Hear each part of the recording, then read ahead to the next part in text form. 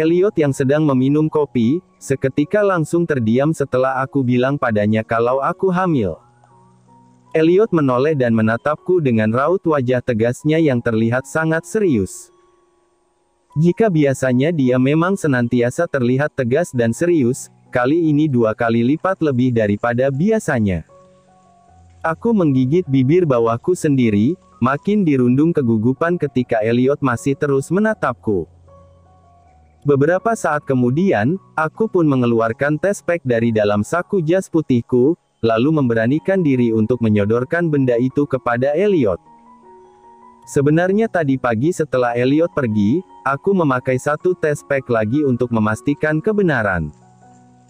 Maka dari itu, sekarang aku membawa 2 buah tes pack yang keduanya memiliki tanda positif yang sama. Dia menerima 2 tes pack tersebut dan menatapnya dengan penuh keseriusan. Aku cemas karena belum tahu bagaimana inti dari reaksi Elliot mengetahui kalau aku hamil. Dia sungguh sulit ditebak. Selama ini dia memperingatiku agar segera hamil, jadi seharusnya dia senang jika tahu kalau sekarang aku telah hamil. Akan tetapi, aura serius yang dia pancarkan saat ini membuatku justru berpikir kalau dia akan marah. Maka dari itu, aku jadi lebih yakin kalau Elliot akan marah. Apalagi aku lancang memberikan kabar ini ketika dia mungkin sedang sibuk memikirkan keadaan kekasihnya yang terluka parah. Lagi dan lagi, tebakan atau prediksiku terhadap sikap Elliot selalu saja keliru.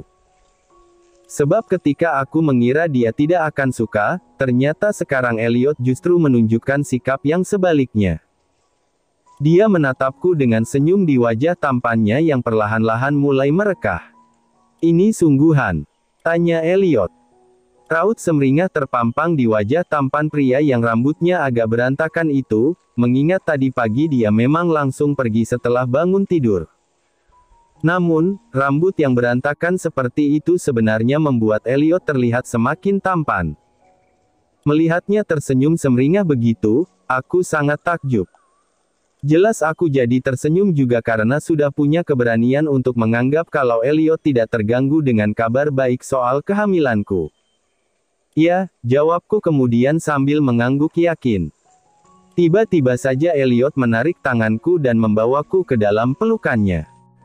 Aku terkejut, tetapi tidak bisa melakukan apa-apa karena di waktu yang bersamaan aku juga merasa senang ketika dia memelukku seperti ini. Pelukannya sangat erat. Dan aku tidak mungkin salah ketika kurasakan bibirnya mencium pipi kananku. Rasanya nyaman sekali ketika aku bisa menghirup aroma parfum mahal Elliot yang maskulin ketika dia memelukku seperti ini. "Kau benar-benar hamil, Lily?" Dia seperti masih tak percaya. Aku pun kembali mengangguk. "Ya, Elliot." Dia merenggangkan pelukannya, lalu menangkup kedua pipiku sambil menatapku lekat. "Aku akan menjadi ayah." Aku berani bersumpah, selama 2 bulan aku menjadi istri Elliot dan tinggal bersamanya, baru kali ini aku melihat wajah Elliot sangat cerah dan berbinar-binar. Seolah dalam sekejap saja sosok Elliot yang dingin dan sangat cuek berubah total. Menanggapi pertanyaannya barusan, aku pun tersenyum lembut dan mengangguk lagi. Reaksi Elliot yang sama sekali tak sesuai dengan dugaan negatif yang dominan berkelana di kepalaku, sontak saja membuatku hampir melupakan segala hal yang terjadi sebelumnya. Maksudku, terutama soal Rachel. Aku bahkan merasa yakin kalau sekarang Elliot terjeda untuk memikirkan Rachel, sebab hanya fokus pada kegembiraannya menerima kabar kehamilanku. Jujur saja, aku senang dengan ini. Namun aku juga tidak bisa memungkiri bahwa aku merasa bersalah pada Rachel, bahkan meski nyatanya aku tidak melakukan kesalahan apapun. "Ayo, pulang. Kau harus istirahat dan tidak boleh kelelahan," ujar Elliot setelah melepaskan pelukannya padaku, lalu berniat menyalakan mesin mobil.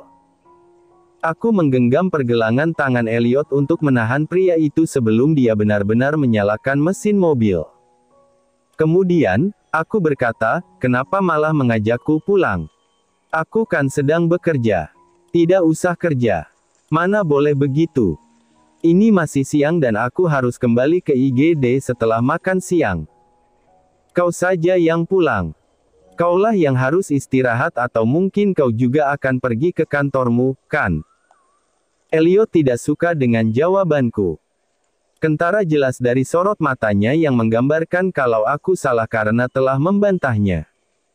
Namun mau bagaimana lagi? Aku harus kerja. Aku pun menghela napas, lalu berkata, aku baik-baik saja, Elliot. Aku harus melanjutkan pekerjaanku. Dan nanti, aku akan sekalian menemui dokter kandungan untuk periksa dan memastikan kehamilanku. Ya sudah, kita makan siang dulu, ujar Elliot akhirnya seraya menyalakan mesin mobil. Kau mau makan apa?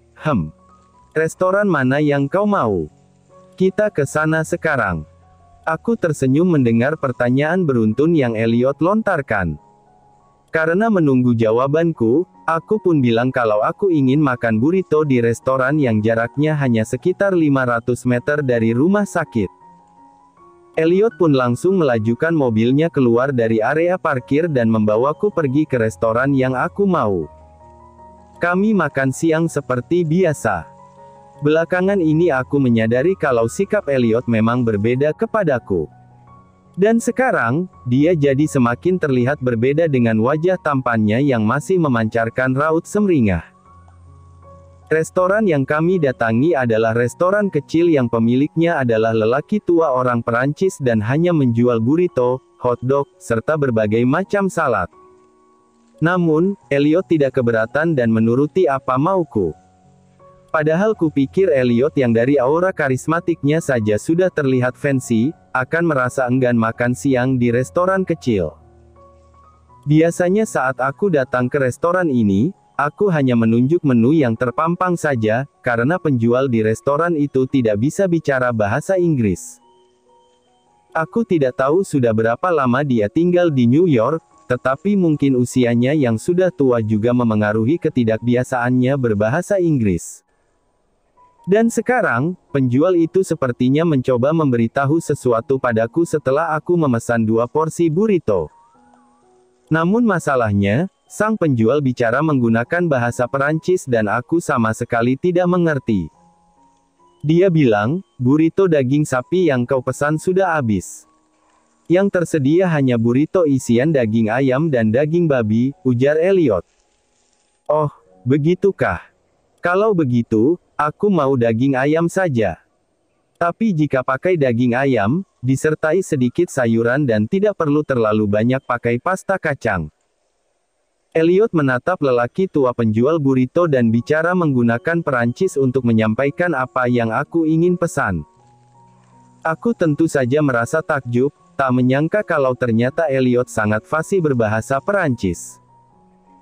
Setelah pesanan kami jadi, kami duduk berhadapan di kursi yang ada di sisi ruangan dekat pintu masuk.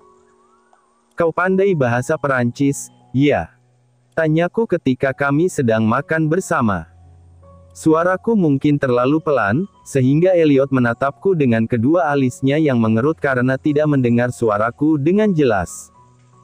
Lalu dia bergumam, Are you good in French? Aku mengulang pertanyaanku. French kiss or French language? Sahut Elliot sambil menatap bibirku selama beberapa saat, lalu tatapannya naik lagi untuk kembali pada mataku. Aku terpegun dan hampir saja tersedak oleh kunyahan burrito di mulutku. Ucapan Elliot barusan jelas membuatku langsung salah tingkah. Kalau bukan untuk basa-basi, aku tidak akan bertanya, sebab aku tahu dia pandai dan sangat mahir melakukan kedua-duanya, ciuman maupun bahasa Perancis. Dan barusan dia bicara sambil menatap bibirku, aku merasa seperti es krim yang dibawa ke dalam sauna panas, alias siap meleleh. Aku pun berdeham pelan, lalu tersenyum gugup pada Elliot. Well, kau. Maksudku bahasa Perancis. Aku tahu kalau Elliot tahu kegugupanku saat ini. Ketika mata tajamnya menyorot teduh, dan ketika bibirnya yang tidak tebal tetapi juga tidak tipis itu mengulas senyum miring, itu menandakan kalau dia memang sudah menduga aku akan gugup setelah dia menanggapi soal Friends. Setelah selesai makan siang, Elliot mengantarku lagi ke rumah sakit. Dalam perjalanan yang tak terlalu jauh dan hanya memakan waktu beberapa menit saja dari restoran burrito menuju rumah sakit, aku mengatakan pada Elliot kalau sebenarnya tadi pagi aku ingin langsung memberitahunya soal hasil positif pada tes pack yang aku pakai, tetapi harus tertunda karena dia buru-buru pergi dari rumah. Aku pikir dia akan menanggapi perkataanku barusan dengan pembahasan yang masih sejalan soal kehamilan. Namun ternyata, Elliot justru bertanya, apakah kau dokter yang akan menangani Rahel selama dia dirawat? Setelah sejak tadi aku tersenyum dan antusias menghabiskan jam makan siang bersamanya, kini senyumku perlahan memudar. Aku juga tersadar kalau seharusnya aku tidak impulsif terhadap perasaanku sendiri pada Elliot. Ini akan membuatku terjebak di dalam harapan besar yang mungkin akan menyakitiku. Elliot bertanya seperti itu barangkali bertujuan untuk memastikan kalau kekasihnya dirawat dan ditangani dengan benar oleh tenaga medis di rumah sakit. Akan tetapi, aku tidak dapat memastikan apakah dia bertanya begitu karena dia yakin aku mampu menangani Rahel dengan baik, atau justru dia ragu padaku dan tidak yakin kalau aku adalah tenaga medis yang sesuai untuk menangani Rahel. Aku tidak bisa berhenti mengungkit soal fakta bahwa keberadaanku di tengah semua ini membuatku merasa aneh dan tidak nyaman. Aku istri Elliot, tetapi terang-terangan tahu suamiku punya kekasih. Pertanyaanku pun sampai sekarang masih sama, siapa sebenarnya di antara aku dan Rahel yang pantas disebut selingkuhan Elliot? Dan sekarang, aku yang sadar sepenuhnya bahwa aku telah jatuh cinta sungguhan pada Elliot, harus menjadi dokter untuk kekasihnya di rumah sakit. Hidup macam apa yang sebenarnya aku jalani ini? Rahel akan ditangani oleh dokter spesialis gastroenterologi karena permasalahan lambung yang dia alami, dan aku hanya akan membantu dokter spesialis untuk mengontrol kondisi harian selama dia dirawat inap. Akhirnya aku menjawab pertanyaan Elliot tadi tepat setelah mobil Elliot memasuki pelataran parkir rumah sakit. Oh, gumam Elliot. Dia menghela napas dan menatapku seraya berkata, apakah aku bisa meminta pihak rumah sakit untuk mengganti dokter? Maksudku, aku tidak mau kau menjadi salah satu dokter yang mengurus Rahel. Aku sangat tersinggung ketika dia berkata begitu. Apakah sebegitunya dia membenciku? Seolah dia takut kekasihnya tak akan membaik karena diurus olehku. Dia sangat kejam dan aku benar-benar ingin menangis sekarang. Namun sebelum aku sempat melontarkan sesuatu yang menyuratkan kemarahanku, Elliot sudah lebih dulu melanjutkan, aku sangat khawatir padamu. Aku yang sebelumnya agak mendidih dan tersinggung, seketika terdiam, menatapnya dengan bingung. Elliot tidak melanjutkan ucapannya setelah barusan bilang kalau dia sangat khawatir padaku. Dia hanya menghela napas dan mematikan mesin begitu mobilnya terparkir sempurna. Kekhawatiran Elliot bisa jadi karena dia cemas jika aku terlalu banyak berinteraksi dengan Rahel yang barangkali kesal padaku karena aku adalah wanita yang Elliot nikahi. Atau justru sebaliknya. Elliot khawatir padaku karena dia tahu apa yang aku pikirkan. Dia mungkin sudah tahu kalau aku jatuh cinta padanya, makanya dia justru khawatir akulah yang merasa kesal pada Rahel atau sampai tertekan batin karena harus mengurus pasien yang merupakan kekasihnya. Aku tidak mengerti. Namun yang pasti, sekarang lebih baik aku segera turun saja dari mobil Elliot. Terima kasih karena sudah mengajakku makan siang bersamamu dan juga mengantarku kembali ke rumah sakit. Nanti biar aku sampaikan pada bagian administrasi jika kau memang mau dokter untuk Rahel diganti, ujarku tanpa menatap Elliot sambil melepas sabuk pengamanku. Setelah memberi jeda sejenak, aku melanjutkan, setelah ini aku akan ke dokter kandungan untuk periksa dan memastikan. Sampai jumpa. Semoga harimu menyenangkan. Aku membuka pintu mobil dan langsung turun. Keningku mengernyit ketika kulihat Elliot ikut turun juga, lalu berjalan di sebelahku saat aku akan meninggalkan area parkir. Aku pikir dia mungkin ingin menemui Rahel dulu sebelum pergi meninggalkan rumah sakit. Aku merasa sangat kecewa jika memang begitu. Tapi daripada kecewa, sejujurnya aku cenderung merasa cemburu. Kau ingin menemui Rahel? Tanyaku pelan, diam-diam menyembunyikan kecemburuanku. Tidak. Lalu, kenapa kau ikut-ikutan turun dari mobil? Untuk menemanimu. Menemaniku. Lobi ada di depan sana dan hanya berjarak 30 meter dari tempat parkir. Aku tidak perlu ditemani, Elliot, kataku sambil menunjuk pintu lobi di seberang kami. Siapa bilang aku ingin menemanimu ke lobi? Aku ingin menemanimu periksa ke dokter kandungan. Aku terdiam menatap Elliot. Dia meraih tangan kiriku, lalu menggandeng tanganku itu agar langkahku selaras dengannya. Kemudian, dia balas menatapku dengan senyum tipis di bibirnya, lantas berkata, tidak mungkin aku membiarkan istriku periksa kandungan sendirian.